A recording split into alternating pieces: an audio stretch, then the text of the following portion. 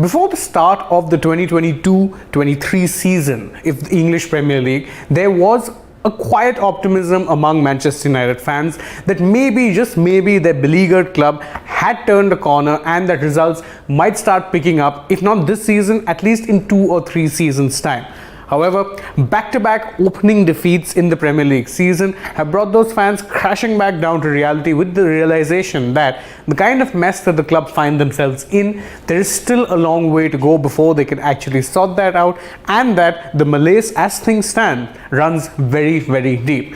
Hello everyone and welcome back to Sports Today. My name is Shane Reyes and today we're going to be, let's just say, analyzing or breaking down United's loss to Brentford, which, as we know, we talked about a bit as and when it had happened, but it's still the kind of result that you are not actually expecting would happen more often than not. I mean, sure, you might think that realistically, the way United are playing, a loss to Brentford might not be that big a deal, but it was the manner in which they lost. 4 goals conceded in 25 minutes in the space of the first half itself that makes the defeat all the more alarming. In fact, if you actually dive a little deeper, you realize that the numbers as things stand don't look very good for United, and that they in fact spell disaster if things don't have a bit of improvement or an upward turn in that regard very, very soon. So what exactly are we talking about in terms of the stats here? Well, let's just take a quick look at what exactly went wrong. So first, let's just look at the very basic stats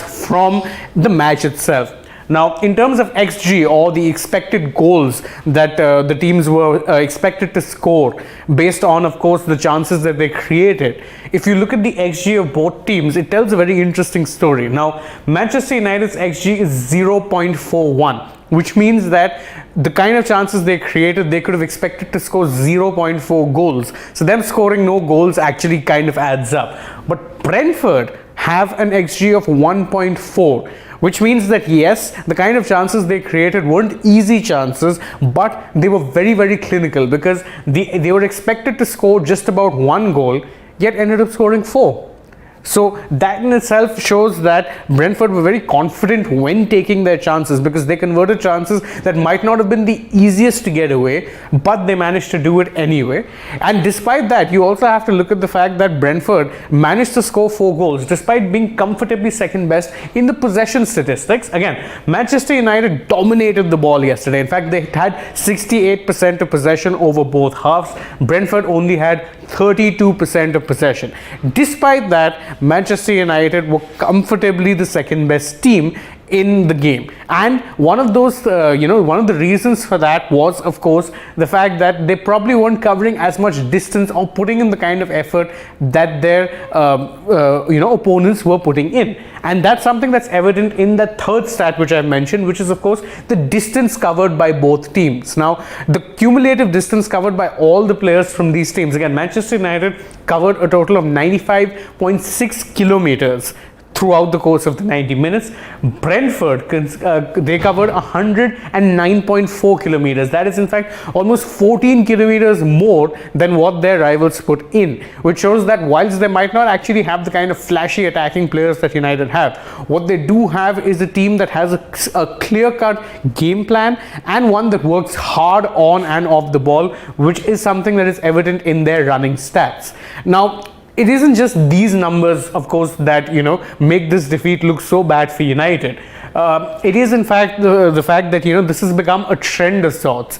Their away form in recent times hasn't been great. We all know that. In fact, their loss to Brentford is now their 7th straight away game loss in the league in recent times, and in fact this is only the 2nd time in history that United have lost 7 straight games on the trot, which itself shows you just how bad things are. In fact, the last time that they lost 7 straight games on the trot was all the way back in 1936, and incidentally, one of the teams who beat them during that last 7 game away loss was also Brentford. And now, speaking of Brentford and United have normally occupied very different spaces in the English football pyramid, which would explain the fact that this is the first time that United have lost a match to Brentford since all the way back in 1938. Yes, the last time Brentford actually beat Manchester United was in and around the times of the Second World War, which in itself tells you just what a gulfing task there has been between these teams. and why this win went so much to Brentford. They've never beaten United for over 70 plus years. And what is more, this is also only the second time in over 30 years that United now find themselves glued to the bottom of the table. Yes, you heard that right. United, as things currently stand, are 20th in the league. They have a goal difference of -7, if I'm not wrong, and or -5, beg pardon, and they are now rooted to the bottom of the table for the first time since 1992. Back then they had suffered losses to Everton and Sheffield United, and that was why they ended up being bottom of the table after the first two game, and this time around they've lost, of course, they lost to Brighton in their opening fixture, and now they've lost to Brentford. Of course, it's also worth noting that United's away game, the kind of goals that they concede in away games in recent times has been poor, and that's something that unfortunately Erik ten Hag, who's their new manager, has inherited, who by the way himself also made a little bit of history yesterday.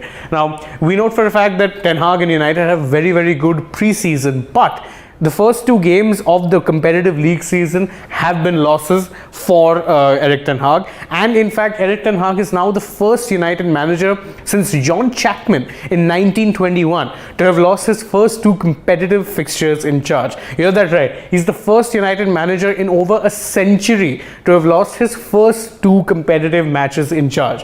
That is by no means a good record, and it's one that shows the kind of pressure that Ten Hag already will be facing. Yes, he's the new manager, and yes, there is evidence that he needs time, but the simple fact of the matter is this was hardly the ideal start for the Dutchman.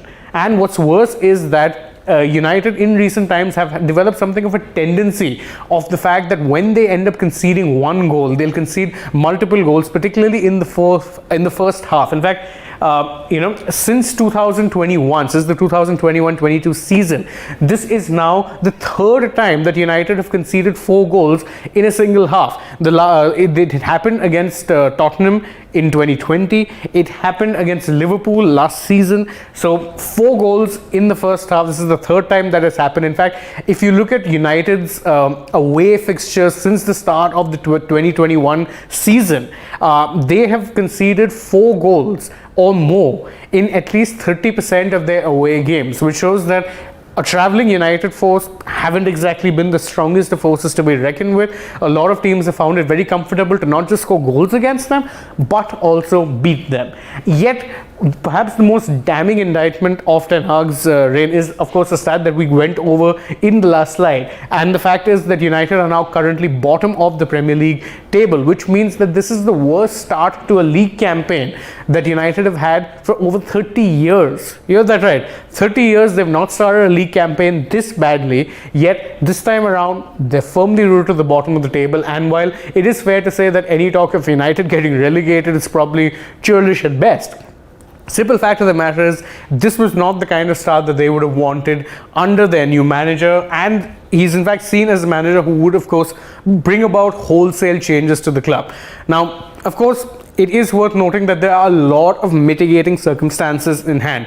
For one, it's pretty clear that despite the fact that there have been reinforcements made to United's squad, they haven't been anywhere close to enough. The core of United's first 11, in fact, is still very much from the same as it was the last season and the season before. So not a lot has changed, and there's plenty of things which even the most even the most casual football fan would tell you needs to change, both in terms of systems and in terms of personnel. Ten Hag, to his credit, is trying very hard to implement a consistent style of play. What is pretty evident at this point is that he doesn't have the players, and what's worse is that United have dilly-dallied in the transfer market this time around, which means that he hasn't probably got the required tools to do his best work with. Now, obviously, that is something that can change over time. Remember, there is still some time to go in the transfer market. So, obviously, United should be able to land at least a couple of players before this transfer window slams shut. But the fact of the matter is that there is going to be a lot of patience that is needed in the short term, and actually a lot of backing of Erik ten Hag, because the mess that he's inherited at United is massive. It says a lot that umpteen amount of managers have changed hands since the time Sir Alex Ferguson decided to call it a day, and none of them have been able to manage the team the way he did, and more importantly, none of them have been able to clean up the mess that United perennially find themselves in. Is Ten Hag the kind of person who'd be able to do that? Possibly so, but he would need a lot of backing from the higher ups, and more importantly, backing not just in terms of letting him stay in his job for a while, but the higher ups will need to be doing their jobs, which means, of course, clearing the squad of players that he doesn't need, bringing in the kind of players he wants, and keeping in place a system that would actually allow both Ten Hag and the club to succeed in the long run. Whether or not that happens is something that will only be seen in the long term, but do let us know in the comments if you think that that is something that, can happen, or is it going to be a case of United actually looking to fire another manager in 6 months' time? What do you think? Let us know in the comments, and I'm bringing this to a close for now. So thank you all so much for joining us. Please don't forget to like the video, share it with your friends, subscribe to the channel if you haven't already, and last but not least, don't forget to tap the bell icon so that you know every single time we're going live or uploading a new video for you guys. Also, don't forget to follow Sports Today across platforms. We're on Facebook, Instagram, and Twitter too. Thank you all for joining us. I hope to see you all again very, very soon. I've been very glad that you have in fact joined us here, and do let us know your thoughts on what exactly United can do to actually reverse their bad start to the season. As always, I've been Shane Dias. I thank you for joining me, and I hope I see you again very, very soon. Bye bye for now.